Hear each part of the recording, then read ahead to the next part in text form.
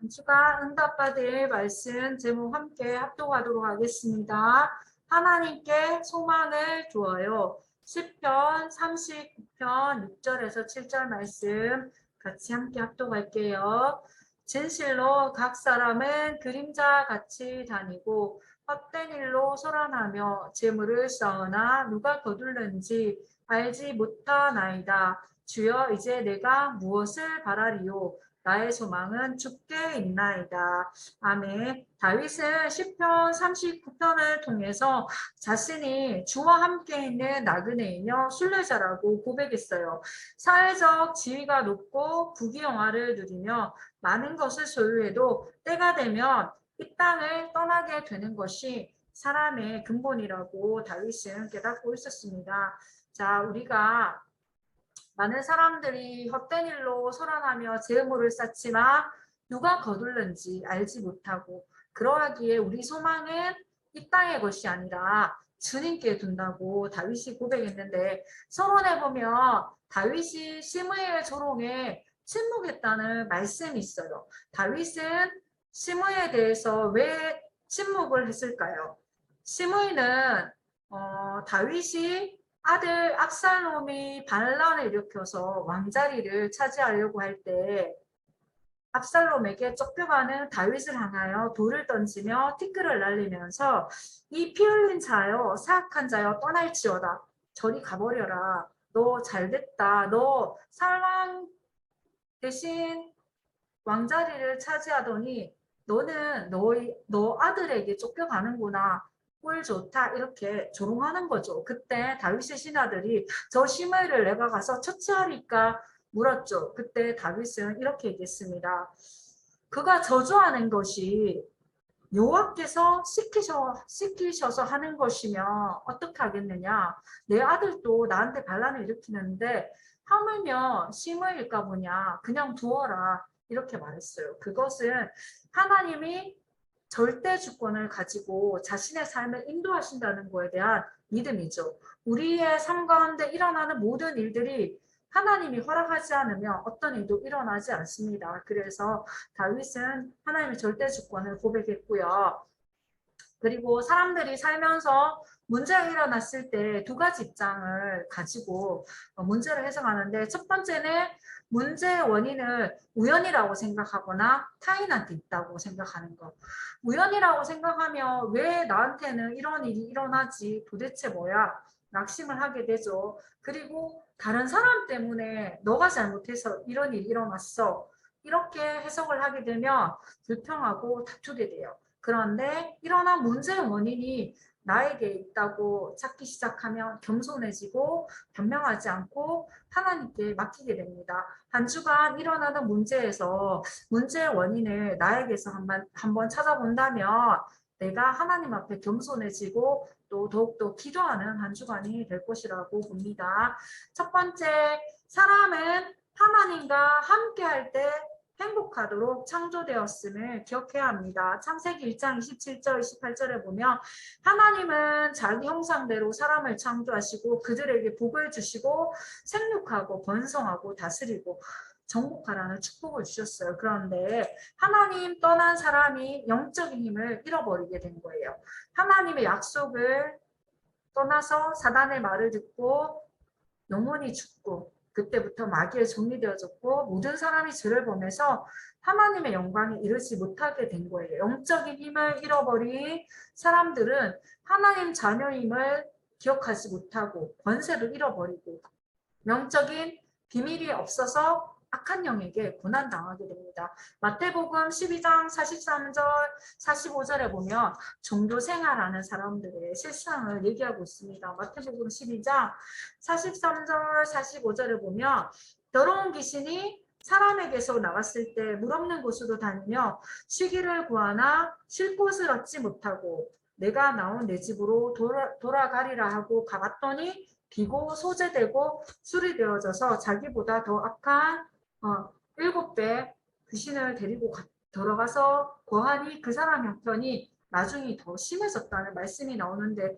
이 말씀은 그리스도를 알지 못하고 예수님이 그리스도인 것을 알지 못하고 종교 생활하는 사람, 예수님에 대해서 알지 못하고 교회 다니는 사람도 종교 생활을 하는 거죠. 그런 사람이 비고 소재되고 술이 되면 내 마음을 비우고 깨끗하게 하며 예수님이 주인 되지 않으면 내가 주인 되며 악한 영이 더 심하게 이 사람을 공격한다는 거예요. 그래서 우리는 하나님 자녀 신부 권세를 기억하고 예수님을 주인으로 모실 때 참 행복자가 되는 거예요. 두 번째 보면 또 다윗이 하나님께 소망을 둔다고 고백했는데 사람의 연약을 알고 하나님께 기도할 때 우리가 참 행복을 찾을 수 있어요. 욥기 5장 17절 18절을 통해서 욥이 어떻게 고백했는지 한번 살펴보도록 할게요. 5장 17절 18절 같이 함께 읽어보겠습니다. 볼지어다 하나님께 징계받는 자에게는 복이 있나니 그런즉 너는 전능자의 징계를 업신여기지 말지니라. 하나님은 아프게 하시다가 싸매시며 상하게 하시다가 그의 손으로 고치시나니 하나님께 징계를 받는 자는 복이 있다고 욥이 고백했어요. 욥은 많은 부귀와 건강과 재산과 자녀를 가지고 있다가 하나님 절대 주권 속에서 다 잃어버리는 사건을 만나게 돼요. 그때 원망하지 않고 불평하지 않고 하나님을 찬양했는데 하나님은 우리가 하나님이 원하시는 올바른 길로 갈 수 있도록 우리가 잘못된 길을 갈 때는 사랑의 매를 들고 채찍질을 하시는 거예요. 그래서 우리가 징계받을 때 나는 하나님의 사랑을 받고 있구나. 내가 하나님은 이 길이 아닌 다른 길로 가라고 하시는구나. 그렇게 깨닫고 하나님께 감사하면 하나님은 아프게 하시다가 싸매시고 상하게 하시다가 그의 손으로 고치시는 분임을 체험하게 될 겁니다. 그래서 한 주간 우리의 연약함을 알고 하나님께 기도하는 거예요.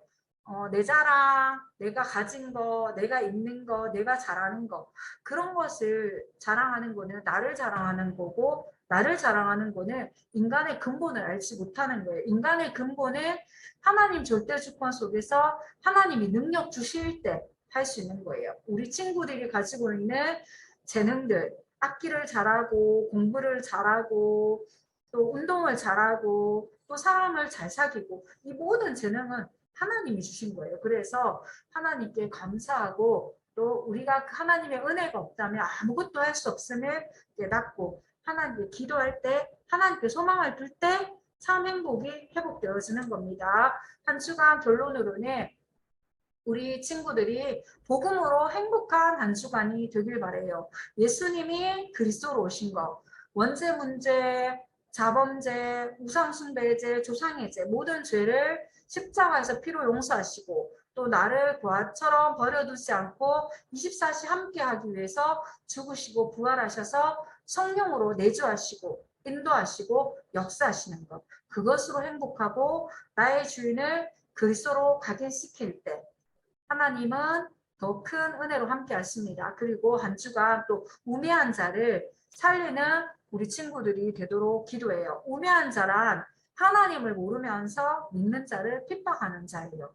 사도 바울도 하나님에 대해서 그리스도에 대해서 알지 못할 때는 예수님을 잡아 죽이기 위해서 다녔던 우매한 자였잖아요. 그런데 다메섹 도상에서 부활의 주님을 만나고 부활의 주님 앞에 무릎을 꿇고 많은 열방의 복음을 전하는 전도자가 되었어요. 그런 것처럼 내 주변에 하나님을 모르고 핍박하는 자 가운데는 하나님이 남겨둔 자가 있어요. 바울처럼. 그래서 하나님 모르고 믿는 자를 괴롭히는 그런 사람이 내 주변에 있다면 기도하면서 복음을 전하는 한 주간 되길 바라요. 기도하고 마치겠습니다.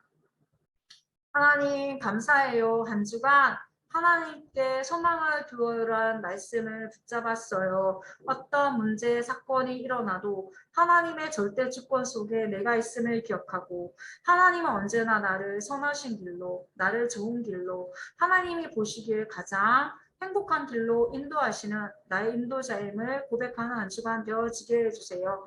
나의 주변에 하나님을 알지 못하고 우상을 섬기면서 믿는 자를 핍박하는 우매한 자가 있다면 그리스도 예수의 마음을 가지고 불쌍히 여기며 기도하며 그 친구와 주변 사람에게 복음을 전할 수 있는 단주간 되어지게 성령 충만 주세요. 예수님 이름으로 기도합니다. 아멘.